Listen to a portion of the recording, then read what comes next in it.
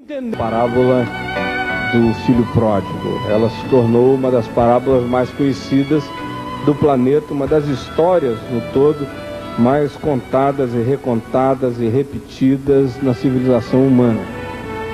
Nos esquecemos, no entanto, que essa parábola ela não se encerra com o filho pródigo, ela vai adiante e ela entra na história do irmão mais velho, que é esse sujeito interessante, tá certinho, arrumadinho, quietinho, bom menino, que ficou em casa, que nunca criou problema nenhum. E como ele se sentiu ofendido com a volta de seu irmão e com a recepção mais que fraterna, absolutamente empolgante, que o pai feliz concedeu ao filho que retornava. Importante, no entanto, é a gente saber em que contexto que Jesus conta essa história. Porque diz aqui o início do capítulo 15, que Jesus estava acolhendo a publicanos, a pecadores, a meretrizes, a gente de reputação questionável, e enquanto Jesus os recebia e pregava o evangelho do reino para eles, os fariseus, as autoridades religiosas, os irmãos mais velhos entravam em crise. Essa parábola não podia entender por que Jesus acolhia esses pródigos, por que Jesus mandava tocar a trombeta, por que Jesus estava dizendo que os céus estavam em festa, que havia dança na Nova Jerusalém, por causa desse pessoal que estava voltando para o peito generoso do Pai. Jesus então conta essa história para de alguma forma caracterizar, definir aquela situação que se dava, que acontecia diante dele. De fato, eu e você somos aqui apresentados a dois tipos de perdição humana. A primeira é a perdição do amoral. A segunda é a perdição do moralista. Ambos, diz a palavra de Deus, diz o Senhor Jesus, estão perdidos. E aqui, quando ele entra nessa história, ele entra para nivelar todos, para colocá-los na mesma situação de perdição e convidar os dois grupos ao arrependimento, ao encontro com ele e ao gozo profundo da salvação. Primeiramente, olhando a perdição do amoral, Jesus conta a história do filho pródigo, que é esse garotão que vira mesa, que sai de casa, que tem uma ambição enorme, que diz para o pai: eu quero a parte da herança, que quando a recebe, vai embora logo a seguir, pega tudo que tem e gasta num viver dissoluto, de motel em motel, de mulher em mulher, de cabaré em cabaré, de prazer em prazer, de aconchego em aconchego, de beijo em beijo, até que tudo seca e é drenado dentro dele, os recursos acabam no bolso e a satisfação mingua no coração e ele entra em crise. A gente olha para a vida desse perdido amoral, que aqui é encarnado na figura do filho pródigo, e vê que a perdição desse homem tem três características básicas. Em primeiro lugar, ela é caracterizada pela busca de autodeterminação individualista. Ou seja, ele quer ser o dono do seu próprio destino, o sujeito absoluto da sua história, aquele que de alguma forma empresta a si mesmo a destinação que ele quer emprestar à sua própria vida. Diz o verso 12, que ele é capaz dessa autodeterminação individualista, ele vira a mesa. Ele não quer saber do pai, nem do irmão, nem de escrúpulos, nem de princípios, nem de coisa alguma. A vida é dele. Chegou a hora dele. É hora dele se realizar. É o projeto da existência dele. E ele tem que pensar em si mesmo. E o pai adianta a herança. E o filho vai embora.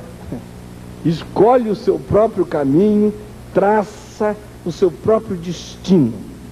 Segunda característica desse perdido amoral é o fato de que a perdição dele é marcada pela busca de distanciamento do referencial paterno. Incomoda ele essa ideia de ir para um motel na cidade vizinha. Incomoda ele a ideia de gastar o dinheiro do pai aonde o bochicho da vizinhança pudesse fazer a informação correr até os ouvidos paternos. Diz a palavra de Deus que ele não só quer determinar o seu próprio futuro e o seu destino, mas ele vai para a terra mais distante possível. Ele se aliena deliberadamente, ele não quer proximidade, ele não quer a sombra paterna, ele não quer as influências paternas, ele não quer os ecos da tristeza do pai, ele não quer, ele rompe radicalmente com essas lembranças e com essa proximidade, e ele se afasta. A terceira característica da perdição desse amoral é que ela é marcada pela busca absoluta da satisfação. Verso 13 inicia dizendo que ele não só chega na terra distante, mas ele dissipa. Isso é uma palavra muito forte. O original dessa palavra dá a ideia de um negócio que você raspa até o fundo do tacho. E o verso 14 diz: depois de ter consumido tudo, sobreveio àquele país uma grande fome. Mas outra palavra forte é essa, consumido. Ele sorve até o fim da taça, ele bebe tudo, ele chupa tudo, ele suga tudo, ele arranca tudo. Agora olha aqui para mim. Existencialmente falando, nós temos hoje à noite aqui algumas pessoas que estão dentro do padrão de perdição do amoral. Especialmente na sociedade moderna, esse padrão se repete a cada dia. Cada vez mais eu ouço o chavão das pessoas que dizem: eu sou o dono do meu próprio destino, eu sou o senhor da minha própria história, eu traço os meus próprios caminhos, eu me autodetermino e a vida é minha. Às vezes eu vejo senhoras dizendo: eu não tenho condição de viver nem para os meus filhos, nem para o meu marido. Eu já cansei de gastar e investir minha vida no sonho de fazer meus filhos felizes, a vida é minha. Eu tenho só uma para viver debaixo do sol. De vez em quando eu vejo pessoas virando a mesa radicalmente, chutando para o alto o marido, os filhos, a esposa, qualquer coisa, porque dizem: esta é a minha hora. E aí, quando isso acontece, a gente não aguenta ficar próximo daquelas referências que lembram a gente a perturbação. É por isso que todas as vezes que a gente faz uma opção por um projeto de vida que a gente sabe que está rompendo com alguns valores que foram preciosos para nós, ou para aqueles aos quais nós amamos, ou para o Deus ao qual um dia nós servimos, a primeira coisa que acontece depois disso é que a gente procura, psicológica e existencialmente falando, encontrar agasalho, asilo e exílio nessa terra distante, aonde os ecos da voz do Pai, presumivelmente, a gente pensa, não cheguem e não nos alcancem. E aí vem essa busca desenfreada de satisfação. A alma vira um buraco negro.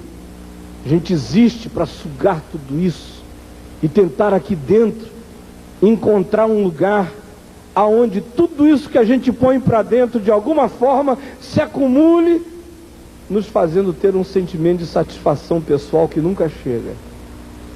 E a grande frustração é essa, que há um limite para essa satisfação pessoal, para experimentá-la, para prová-la, mas o espírito se reveste de ambições inesgotáveis. Ele quer encontrar um poço mais fundo, uma água mais fresca, uma alegria mais profunda, um prazer mais denso e mais duradouro.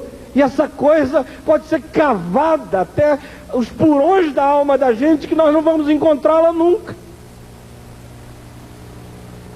O que a palavra de Deus está dizendo aqui é que há limites para o gosto de um vinho.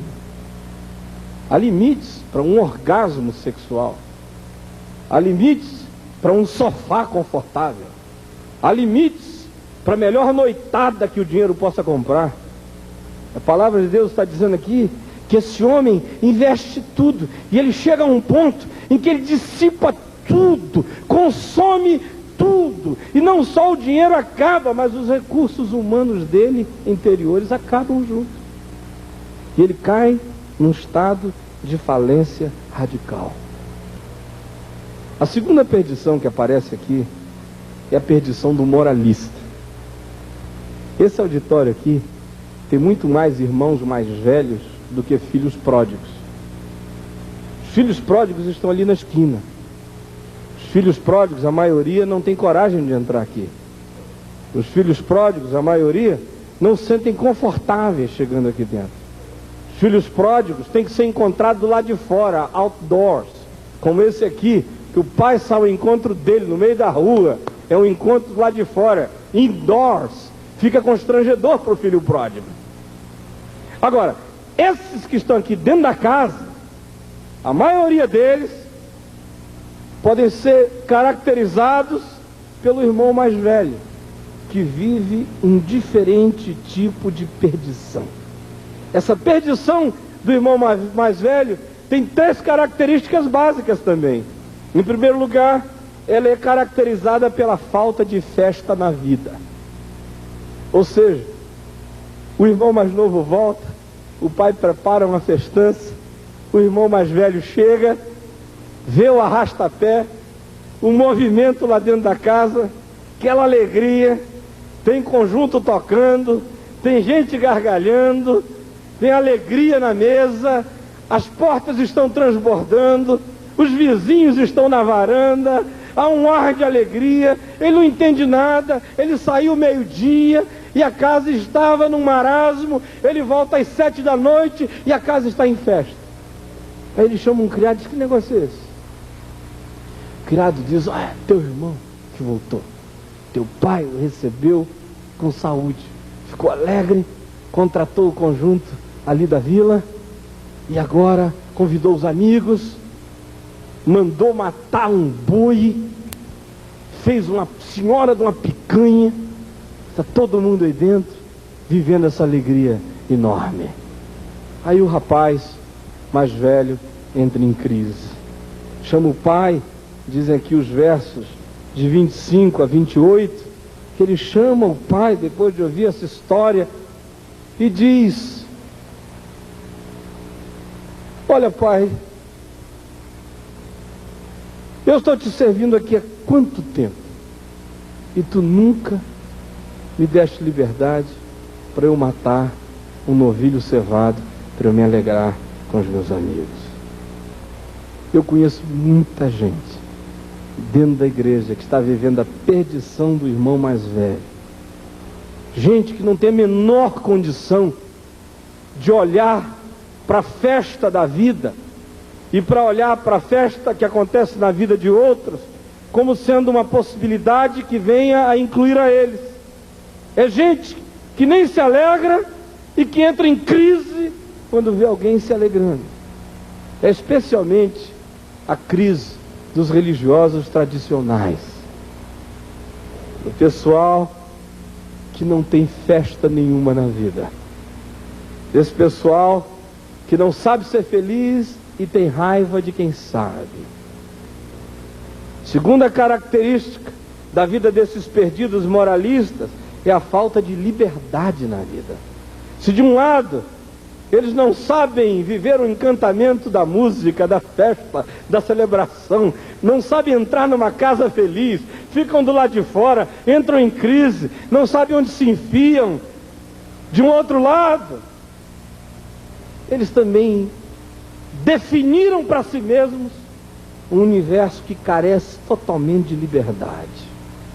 O que me impressiona aqui no verso 29 é a declaração desse garoto para o seu pai: há tantos anos que te sirvo sem jamais transgredir uma única ordem tua e nunca me deste um cabrito sequer para eu me alegrar com os meus amigos.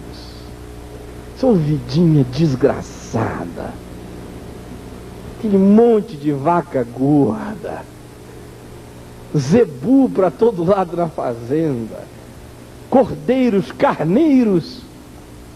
O sujeito vive aí e ele diz para o pai: eu estou aqui te servindo meticulosamente, cumprindo todas as tuas ordens. Eu nunca peguei um cabritinho para me alegrar com os meus amigos. Você já imaginou a crise psicológica desse homem aqui? Ele devia viver complexo de cabrito saltador, uma coisa assim, a síndrome da ovelhinha gorda. Eu nunca peguei um cabritinho para me alegrar com os meus amigos. Ô vida infeliz, sábado após sábado, domingo após domingo, sem amigo ou com amigos tristes, encontros tristes, gente frustrada, gente que não sabe nem abrir a boca para beber água. E é assim que eles vivem, sem nenhuma liberdade. Terceira característica desse perdido moralista é a sua falta de relação com o pai.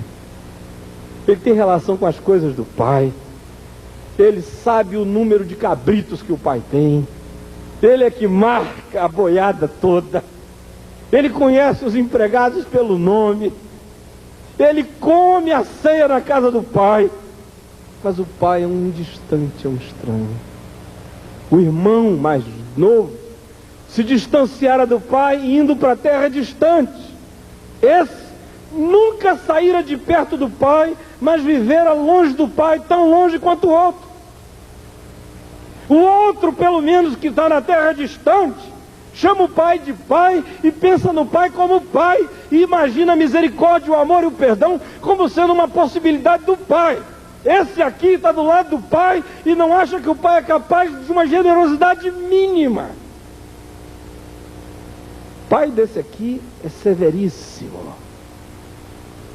O pai desse aqui é amigo da onça. O pai desse aqui é de uma meticulosidade diabólica. O pai desse aqui conta os cabritos. O pai desse aqui não dá a ele a menor chance de se sentir em casa. Ele imagina, ele concebe um pai monstruosamente meticuloso, frio, impermeável, inatingível, inassensível, que está ali ao lado dele e a quem ele serve de maneira muda, com quem ele não fala, com quem não abre o coração, diante de quem ele não chora, para quem ele não confessa desejos, para quem ele não faz pedidos. É um pai apenas para ser servido por um filho que se concebe como escravo. Agora, como é que esses dois perdidos podem ser salvos? O perdido amoral, a palavra de Deus nos diz que ele tem um caminho de 4 passos para percorrer até encontrar esse abraço da salvação. Em primeiro lugar, ele inicia esse processo de salvação pelo encontro do real significado do mundo. Olha aqui para mim. Ninguém que está vivendo na terra distante, na terra do vale tudo, na terra do eu sou o centro, na terra do culto ao desejo, na terra do culto ao consumo, na terra do culto ao hedonismo, na terra do culto ao prazer, ninguém vivendo aí inicia processo de salvação, a menos que antes ele experimente um encontro real com o significado do mundo. E é o que esse moço experimenta aqui, um encontro radical com o significado do mundo. Entre os versos 14 e 16, é isso que nós vemos, porque ele investe tudo, ele chupa tudo, ele suga tudo, ele consome tudo, e ele cai num buraco negro. Ele vai se agregar a uns dos cidadãos daquelas cidades, ele vai comer comida de porco, ele vai trabalhar rolando lambugem a vida inteira e vai guardar porcos. Ele deseja fartar-se das alfarrobas que os porcos comiam, mas ninguém lhe dava nada. Aí esse homem aprende a significação do mundo. Ele aprende que o mundo passa, e bem assim a sua concupiscência. E é só aquele que faz a vontade do Senhor é que permanece para sempre. Segundo lugar, ele inicia esse processo de salvação pelo encontro com o profundo significado dele mesmo. Se de um lado ele encontra o significado do mundo, de um outro lado ele encontra o de si mesmo. Olha só o que diz a palavra de Deus no verso 17. Então, o que acontece? O que acontece? Ele cai em si. Acho interessante que Jesus está dizendo que esse moço está fora do eixo. Quer dizer, ele está aqui, mas ele está vivendo fora dele. Ele saiu do eixo. Aí nesse dia ele cai em si. Ele faz uma volta. E ele olha para si, entra em si e diz: o que eu estou fazendo aqui, meu Deus?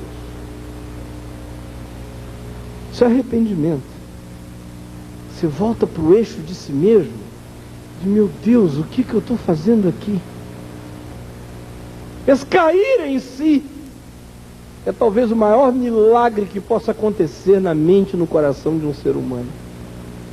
Que a palavra de Deus diz que o diabo cega o entendimento dos incrédulos para eles nunca caírem em si. Para eles viverem como o Doberman da esquina, como o vira-lata da esquina.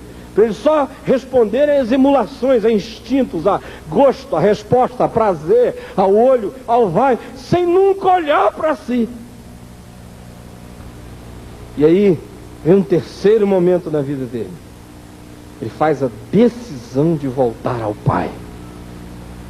Levantar-me-ei, irei ter com meu Pai, e lhe direi: Pai, pequei diante de ti, dos céus e diante de ti, já não sou digno de ser chamado teu filho, recebe-me ao menos como um dos teus trabalhadores. E diz a Bíblia, levantou e foi. Essa decisão de dizer: eu vou encontrar com aquele que é a origem da minha vida. Eu vou encontrar com meu Pai. E em último lugar, ele volta para o Pai e ele faz a coisa mais difícil de se fazer. Sabe qual é? Aceitar a graça do Pai. Isso é que é difícil. Muito mais fácil do que aceitar a graça do Pai é tentar convencer o Pai de que eu sou bom. A gente pode entrar num esquema pessoal, dizer: não, eu vou provar que eu sou bom, que eu mereço, que eu estou diferente, que eu estou ajeitado, que eu estou andando diferente do modo como eu saí de casa. Entrar num esquema, mas ele volta. Está o Pai na janela. Se Jesus bota Deus na janela da história, olhando no horizonte para ver se o filho volta, está o Pai. Esse Pai à espera. Aí lá vem o filho. E o Pai olha, parece o Manassés Júnior. Será que é? É assim. Eu, quando tinha 23, andava assim como ele. É mesmo? É o meu filho. Aí o Pai abre a porta e sai alucinado pro lado de fora. O filho não sabe o que faz. Lá vem o Pai e agora ele saia. Aí o Pai vem chegando e ele diz: Pai, pequei contra o céu e diante de ti. Já não sou digno de ser chamado teu filho. Aí o Pai diz: interrompe. Você vê que ele para o fluxo da confissão. Para, deixa disso. Vem cá. Diz a palavra de Deus. Isso que eu acho lindo em Jesus. Eu só sou cristão por causa disso aqui. Por causa desse Deus aqui. Diz a palavra de Deus: trazei depressa a melhor roupa. Verso 20 antes interrompe esse processo. Se levanta, vai para o seu pai. Vinha ele ainda longe, quando seu pai o avistou. O processo todo começa no pai. Pai viu, o avistou e, compadecido dele, correndo, o abraçou e o beijou. Agora olha aqui para mim. O pai que Jesus constrói aqui é a contracultura dos pais do Oriente, dos pais judeus. É um pai que é manso e humilde de coração. É um pai compassivo, misericordioso, que vira a mesa também. Esse pai vira a mesa também. rompe etiquetas, protocolos. Manda o seu Antônio da fazenda ao lado às favas. O filho é meu. E eu vou tratar meu filho como eu quero. E eu estou disposto a enfrentar todas as convenções do mundo. O filho é meu. Está andrajoso, arrebentado, mas é meu filho. Eu ainda reconheço nele o meu filho. E aí eu acho lindo que o menino está fedido. Essa é a última vez que ele viu um shampoo, eu nem sei quando foi. Isso aqui literalmente ele chega emporcalhado. Porque ele estava tratando com os porcos, cuidando de porco. Aí chega o pai, abraça e beija. Você imaginou isso aí? Abraça e beija. Segundo lugar, gente, como é que o perdido moralista caminha esse caminho da salvação? O moralista está perdido também. Em primeiro lugar, pela descoberta do irmão. Ele chega lá para o pai e diz: eu estou te servindo há tantos anos, nunca me deste um cabritinho para me alegrar com os meus amigos, vindo porém esse teu filho. Tu mandaste matar para ele o novilho cevado. Aí o pai diz: meu filho, tu sempre estás comigo, tudo que é meu é teu, mas era preciso que nos alegrássemos, porque esse teu irmão estava morto e reviveu, estava perdido e foi achado. O irmão mais velho está dizendo é teu filho, e o pai está dizendo é teu irmão. A salvação dos irmãos mais velhos, casca-grossas, religiosos, parentes de Nicodemos, primos do Simão leproso, fariseus evangélicos. Salvação desse pessoal só começa quando eles são capazes de chamar de irmão aqueles aos quais Deus chama de filho. Aliás, essa é a teologia da primeira epístola de João. Se não abrir o coração para os irmãos, jamais Deus vai considerar que o seu coração está aberto para Ele. Segundo lugar, esse pessoal é salvo pela descoberta do Pai. Eles só são salvos quando eles descobrem um pai como pai. O pai não é o patrão, é o paizão. Olha só o verso 31, como diz, que vindo o filho, tu deste, aí essa festa para ele. Aí o pai responde: meu filho, tu sempre estás comigo, tudo que é meu é teu. Meu filho, deixa disso, filho. Você é filho, filho. Está sempre aqui comigo. Você não viu nada ainda. Sou teu pai. Sou teu pai. Já que você não me viu até hoje como pai, sou teu pai, filho. Se eu não sou menos teu pai porque eu sou pai do teu irmão. Posso ser pai de 1000 irmãos, eu vou ser pai de todos. Sou teu pai.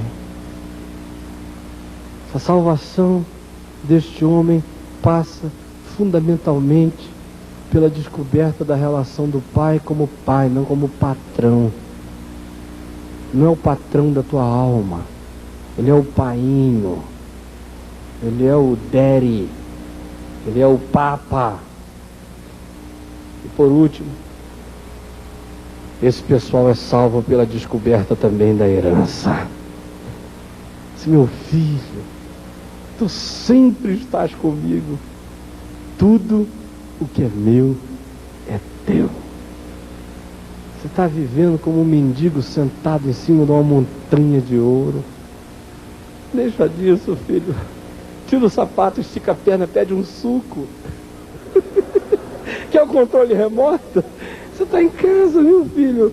Olha a lua, o sol, o Atlântico, o Mediterrâneo eu fiz para ti, meu filho.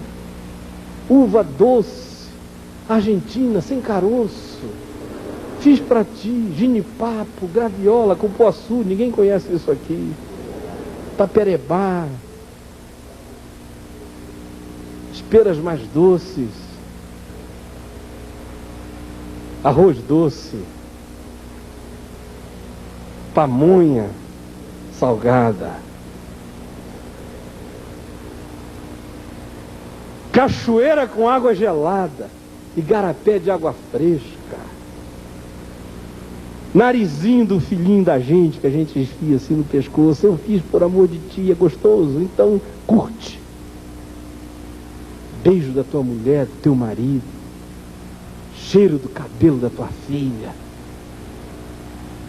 as promessas da palavra, abraço dos amigos, poder de pular, de cantar, de saltar, de aplaudir. Filho, deixa disso. Tudo que é meu é teu. A rosa choque, a violeta, o cheiro aí dessas flores maravilhosas, do pé de Benjamim às 7:30 da noite, é teu. O apóstolo Paulo diz que tudo é vosso, seja a vida, seja a morte, sejam as coisas do presente ou as do porvir, tudo é vosso, e vós de Cristo, e Cristo de Deus. Ele diz agora, até a morte é de vocês, porque eu matei a morte. Ela não mata mais. Agora, quando a gente morre, ela vira porta dimensional. Fecha o olho do lado de cá, cai na rua principal da Nova Jerusalém. Até a morte, eu desmortifiquei a morte, diz o Senhor Jesus. Até a morte é vossa, a vida é vossa, o presente é vosso, o futuro é vosso. Tudo é vosso. Meu filho, deixa de pensar com as categorias da ata da tua igreja. Pensa com as categorias da minha palavra. Esquece os cabritinhos. A fazenda é tua, todinha. O que você está com vontade de comer? Pode comer. Nos limites da fazenda é tudo teu. Na fazenda do vizinho, não. Mas a minha é grande, meu filho. E nos espaços, nas fronteiras da santidade, há muito espaço para a liberdade pura e santa. Se viver com entusiasmo incomparável. Tudo que é meu é teu.